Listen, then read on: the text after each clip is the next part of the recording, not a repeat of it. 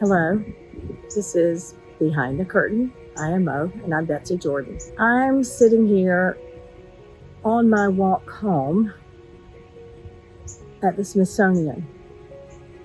Now, the Smithsonian belongs to you, so come to DC and visit your gardens. There are membership fees and there are fees to get inside, but this is all for just walking through. Very pretty.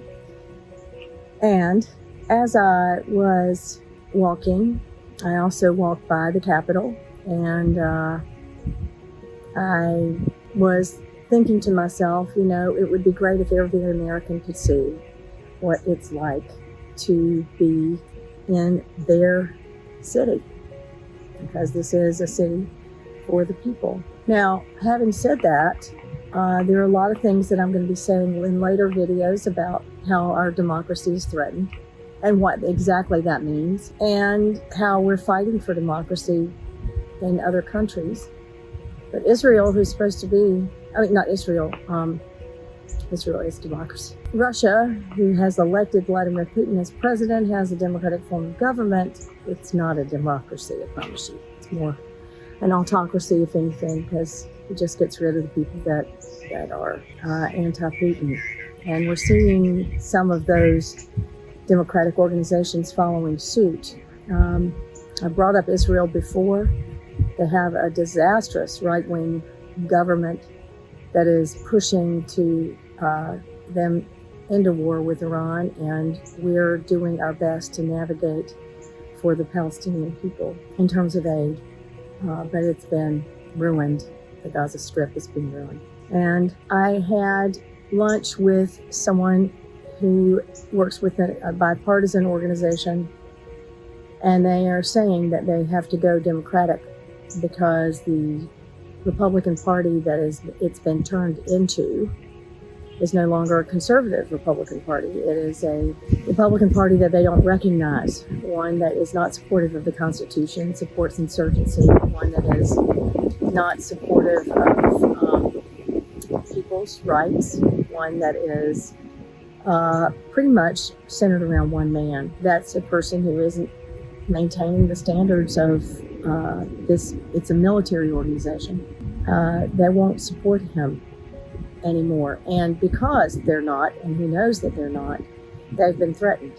Their households have been threatened. They've been threatened that their pensions will be taken away if he's elected president. They've been threatened that they'll be brought up before a military tribunal, even though what they brought up before was legal and right and just. This is very concerning in our government for a former president to threaten people like that. But that is right out of Putin's playbook. I promise you that.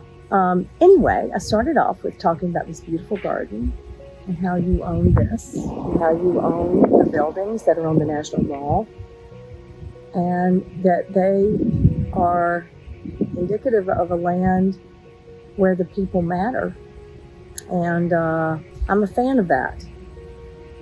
I want to touch on something else here, and that is that, in my former life on this planet, I was a coach, an executive coach, and what we would do is we'd encourage people to look at the kind of life they wanted to live, and was it extraordinary? Extraordinary in all ways. So it's not as dry or pedantic as saying work-life balance, but basically people would end up in balance as they saw what vision they wanted to create for their lives. And then, the experiences that centered around that vision would add the depth and breadth and color to them. Well, lately I've been looking at things like divine energy. And divine energy would be the energy that you can feel in plants and feel in human beings, that is just beyond what you can touch, taste, smell, hear.